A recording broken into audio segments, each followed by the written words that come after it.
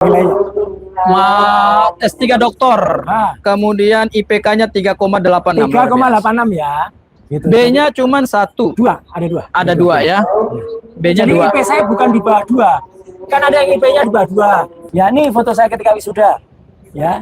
Di Sentul International Convention Center. Ya. Pada tanggal 6 Maret 2024. Sebentar. Sementara Wisudanya- foto yang tadi Mas Roy menggunakan toga. Sebentar. Setelah Mas Roy berhasil Betul, mempertahankan proposal Ya. disertasi Ya. di hadapan Penguji. Ini sebelum penguji. saya berhasil, Ya, sebelum benar. saya dinyatakan lulus. Ini masih promovendus. masih promovendus ya. Kalau cowok itu promovendus, kalau Ya. cewek itu promovenda. Ya, betul. Kemudian setelah Mas Roy saya- dong mempertahankan disertasi Oh, iya. dong. Ya, ini. Diuji oleh para dosen profesor, pembimbing. ya, semuanya. Ah, Ada dosen B, ada dosen penguji, iya, penguji. ada juga penguji luar, Ya, betul.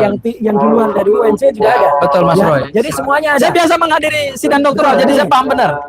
Nih saya ketika sudah dinyatakan lulus. Nah, berarti ada. ini pada saat Mas Roy sudah diumumkan Sudah diumumkan lulus. bahwa saudara promovendus, Ya, berhak saudara berhak menyandang gelar doktor. atau DR dengan segala kewajiban Ya, dan yang tugas melekat pada gelar tersebut. Betul. Nah, kemudian ketika tadi di wisuda, ya, ini foto wisudanya mana? Orang-orang tanya kan. Nih loh foto ketika saya wisuda. Lah. Soalnya ada yang mengatakan begini, Mas Roy. Ah. Masa pakai toga dulu sebelum wisuda? Ya nggak boleh. Loh, tadi kan pada saat seseorang mahasiswa Dinyatakan promovendus lulus, dinyatakan memang boleh. lulus, Ya. kemudian di kepalanya itu dipasangkan toga bahwa gelar doktor itu sudah sah. Dan Ya. seseorang itu kalau sudah dinyatakan sah, Mas Roy, Sudah. mau wisuda tidak wisuda itu semua Betul. Ini loh ya. Ini bukti ketika saya di wisuda. Dan satu bukti lagi, wisudanya tanggal berapa? Nih. Saya ketika bersama istri, enggak ya, ini saya sendiri. Ya. Lihat tuh tanggalnya. 6 Maret 2024. 24. Berarti ujian terbukanya adalah 23 Januari 2024. 2024. Maaf kalau kemarin saya akui, saya kemarin agak tergesa-gesa mengatakan 2026. Ya, Ya. gitu. Wisudanya 2024. Enggak, semuanya pada tahun 2024. Ya. Ya, dan yang 1 Januari, yang satu adalah Ya. Maret. Dan yang paling penting, meskipun sudah ada ribut-ribut, katanya kan ada para termul itu yang mempermasalahkan di UNJ ya gitu. Alhamdulillahnya, meskipun itu sudah ribut ya gitu, saya tetap pada tanggal 15 Juli kemarin ya, saya tetap mengambil yang namanya ijazah, nilai ijazah asli. Kalau yang punya ijazah tunjukin dong. Iya. Ini ada ini, Yang asli itu. ada watermarknya. Ada nih. watermarknya, ada Kelihatan. embossnya. Padahal ini difotokopi loh. Iya, ini scan. Ini scan. Asli. Ini scan asli ya, bukan yang kata si A tadi itu. Ketika di acara Ratu Besar bilang, ini scan asli, cocok. Ternyata itu hanya modifikasi dari uploadingnya Dian Sandi. Kalau ini asli. Dan bukan hanya ini. Ini sebentar, saya mau uji dulu. Ya. Saya mohon maaf, saya mau uji dulu, Mas Roy. Silakan. Iya. Pertama ada emboss. Ya, Ini ada embossnya ya. ada watermark. Kemudian kedua ada watermark, Ya, Universitas watermark. Negeri Jakarta. Ya. Kemudian Ada yang lintasan ketiga stempel. ada lintasan stempel yang kena ke jas dan foto. Ya, betul. Clear ini. Clear. Ya. Kemudian sebenarnya ada juga ini segel emas. Oh iya, segel emas. Ya, gitu. Ada Ini semuanya. ini segel khusus. Ya, ada semuanya. Dan ijazah itu akan dilengkapi, tidak akan lengkap tanpa yang namanya transkrip akademik. Nih transkrip nilainya. Coba saya lihat nilainya, Mas Roy. Ya, itu nilainya. S3 doktor. Nah. Kemudian IPK-nya 3,86. 3,86 ya. Gitu. B-nya cuma 1. ada dua. Ada 2 ya. B-nya Jadi 2. IP saya bukan di bawah 2. Kan ada yang IP-nya di bawah 2. Ya, saya IP-nya 3,86. Iya. Dan ini asli dengan predikat Iya. sangat memuaskan. Ya. Clear. Nah, Sebenarnya Mas Roy, kalau IPK 3,86 ini sebenarnya ini udah cum laude. ya, cuman Cuman mungkin biasanya kalau orang nggak cum laude, biasanya cum Saya laude itu agak panjang. harus waktunya pas. Maksudnya apa? Saya terus terang, saya memang sempat cuti. Ya. Ya, karena waktu itu saya masih ada di dalam partai. Ya, benar. Dan ketika saya tidak, gini ya, kesibukan di partai kan luar biasa. Ya. Sehingga saya terpaksa pamit dari partai. Saya kemudian mengundurkan diri dari partai untuk menyelesaikan. Dan alhamdulillah selesai. Sebenarnya Mas Roy, secara nilai akademik ini cum laude. Iya. Saya jujur aja, saya tahu. Iya, Saya tahu. 3,75. Nah, tapi ada syaratnya. Ya, Cum harus laude tepat itu waktu. harus tepat waktu. Ya. Tidak boleh melebihi Ya. tenggang waktu yang 4 tahun. ditentukan Ya. oleh Itulah, oleh universitas. kampus. Saya memang tidak tepat waktu. Kalau saya kalau berkata iya, tapi kalau buat tidak. Tapi saya tidak melanggar aturan apapun. Dan Ya. sekarang ada yang berusaha itu. Katanya dia plagiat. Yang sudah menguji plagiat itu kampus UNJ sudah menguji dengan turnitin. Iya. Dan itu di bawah daripada rasul. Dan menguji turmitin tidak dengan satu bab itu aja yang diambil, harus bab 1 sampai bab 5. Itu baru yang namanya uji. Ya, karena gini Mas Roy. Bukan berarti hanya satu Apa sih bab saja. gini? Mohon maaf ya. Apa sih yang disebut dengan plagiat? Saya ini pernah menulis skripsi dan saya pernah menulis tesis. Ya, jadi saya tahu ketentuan plagiat atau plagiarisme. Plagiat itu adalah kita mengambil hasil karya seseorang, kita comot, kita masukkan dalam tulisan kita, satu tanpa menyebut referensinya. Ya, betul ya Mas Roy ya? Betul. Seolah-olah itu adalah hasil karya ilmiah ketika. Dan datanya juga yang diambil itu adalah data dari yang kita ambil.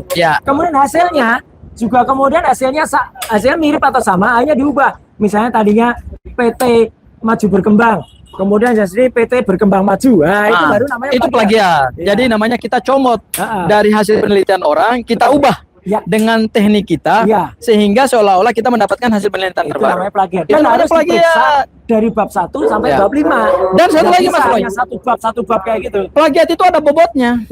Ada rentannya, ada range-nya gitu loh. Kalau hasil dari UNJ sudah memastikan bahwa UNJ itu range saya kalau dicocokkan dengan namanya turmitin, itu maksimal berapa? Maksimal kalau UNJ itu 20%. Oh, 20% dari hasil karya ilmiah ya? Kalau saya memang kebetulan 17%. Jadi itu clear.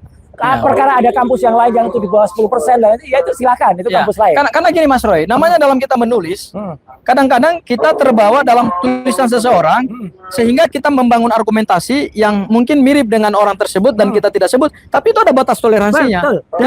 Dan ada batas toleransinya. Landasan teori, misalnya dari siapa? Itu harus kita bunyikan juga di situ. Betul. Dan nggak bisa kita mengambil teori misalnya dari Wilbur, kemudian di sini kita ubah menjadi Burwil. Nggak boleh. itu pelanggaran akademik. Kasihan orang yang sudah menghasilkan karya itu gitu. Dan plagiarisme lagi satu lagi adalah kita lihat pada catatan kaki. Betul. Kalau yang dikutip itu tidak catatan kakinya atau tidak ada dalam daftar pustakanya. Betul. Jadi menentukan suatu plagiarisme itu karena gini, untuk dunia pendidikan, plagiarisme adalah dunia kejahatan yang luar biasa. Persis. Dan sekarang itu yang lagi coba di jahat ya, lagi coba dikejar, lagi dimirip-miripin. Contoh lagi, ini bukan plagiat tapi mungkin sudah tapi lupa, adalah nama orang yang namanya Pak Kasmujo. Pak Kasmujo itu katanya adalah dosen pembimbing. Waktu itu sebelum diributkan dia bilang itu dosen pembimbing skripsi. Betul. Bolak-balik. Padahal tidak ada nama Kasmujo di skripsi. Tidak ada sama sekali. Yang ada adalah nama Profesor Dr. Insinyur Ahmad Sumitro. Betul. Itu pun ditulis Profesor Doktor pada skripsi yang konon katanya tahun 85. Padahal Profesor Dr. Insinyur Ahmad Sumitro itu baru dikukuhkan jadi profesor itu pada bulan Maret tahun 86. Beliau belum mengucapkan pidato guru besarnya. Jadi ini lain ya. Sebelum saya dikukuhkan sebagai atau diwisuda sebagai doktor atau dipastikan sebagai doktor, itu juga tidak boleh menggunakan toga. Baru ketika sudah lulus baru saya menggunakan toga. Perkara wisudanya kapan? Itu persoalan teknis, itu persoalan teknis. Tapi kan yang penting ketika seorang promovendus berhasil mempertahankan karya disertasinya dalam sidang terbuka dan kemudian mendapatkan penilaian dan kemudian hasil putusan rapat dewan penguji bersama promotor, kan ada promotor kopromotor. Ada penguji dalam, penguji luar, dan hasil keputusannya adalah disertasi tersebut diterima sehingga promovendus dinyatakan lulus dengan gelar doktor dan berhak menyandang gelar itu selesai. Betul. Makanya waktu itu itu putusan hukumnya itu. Makanya produknya itu nanti bisa diambil kapan aja. Makanya kan produknya kan orang bilang kan kemudian mana kok ijazahnya baru diambil sekarang. Ya nggak apa-apa. Saya Mas Roy, mohon maaf, saya belum doktor, tapi saya sering menghadiri sidang doktoral. Jadi saya tahu gitu loh. Jadi setelah dinyatakan lulus itu memang kita pegang ini. Ini namanya surat tanda lulus. Perhatikan baik-baik kalimat saya ketika yang dipermasalahkan waktu itu ya. Saya waktu itu jelas betul mengatakan, mana anunya? Saya mengatakan, ini ijazah S1 saya. Kalimat saya begitu. Ini ijazah S2 saya mengatakan begitu. Dan ini S3 saya nggak bilang ijazah. Dan ini S3 saya. Perhatikan lagi kalimatnya. Jadi nggak ada yang kemudian saya mengatakan ini ijazah saya. Enggak, saya tahu ini bukan ijazah. Mas Roy, mohon maaf. Saya waktu lulus S1 pertama kali dari UI, saya juga dikasih ini juga surat tanda lulus. Dan semua mahasiswa, bukan mahasiswa ya, semua yang sudah dinyatakan lulus itu sebelum dicetak ijazahnya dikeluarkan ini tanpa batas waktu. Betul, betul. Artinya kita juga boleh ngambil kapan saja. Boleh ngambil kapan saja. Makanya, dan itu digunakan untuk melamar kerja. Kan para baik ke pemerintah, baik ke swasta. Wah, itu ijazahnya pasti cetak baru itu. UNJ harus bertanggung jawab. Cetak baru gimana? Ini tanggal 31 Januari tahun 2024. Baru ini kemudian. Itu, tuh. Mas Roy lulus bulan Januari juga dinyatakan lulus itu sidang serah terbuka 23 Januari. Oke, berarti benar. Ini 31 Januari. Benar. Saya wisudanya Maret. Oh iya, Maret. Dan benar. tidak mungkin ini sudah dicetak kalau kita belum membereskan semua syarat. Syarat akademik, syarat administratif, betul. Syarat finansial. Ya, itu ada semua. Makanya saya wisuda. Nggak boleh orang wisuda kalau misalnya dia belum lulus atau belum bebas perpustakaan istilahnya.